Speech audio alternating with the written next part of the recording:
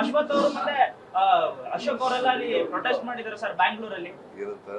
ಅಂದ್ರೆ ಜೈಲೆಲ್ಲ ಭಯೋತ್ಪಾದಕರಿಗೆ ಸ್ವರ್ಗ ಅಂತ ಹೇಳ್ಬಿಟ್ಟು ಡೆಲ್ಲಿಗೆ ಹೋಗಿ ಪ್ರೊಟೆಸ್ಟ್ ಮಾಡ್ಲಿ.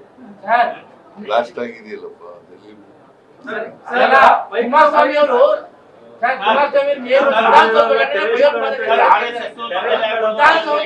ಭಯೋತ್ಪಾದಕರಿದ್ದಾರೆ ಅನ್ನೋದು ಮಾತು ಹೇಳಿದ್ದಾರೆ ಕುಮಾರಸ್ವಾಮಿ ಅವರು. ನಿನ್ನೆ ಅದಕ್ಕೆಲ್ಲ ಉತ್ತರ ಕೊಡಕ್ ಹೋಗಲ್ಲ.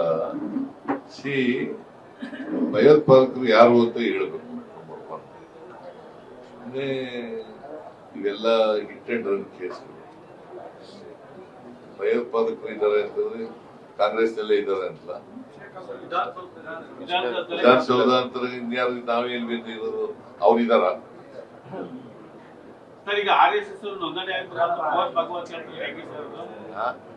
RSS ನೋಂದಣಿ ಆಗ್ಬಾರ್ದು ಅಂತ ಕಡ್ಡಾಯ ಅಲ್ಲ ಅಂತ ಹೇಳ್ತಾರೆ. ನೋಂದಣಿ ಆಗಿಲ್ರಿ.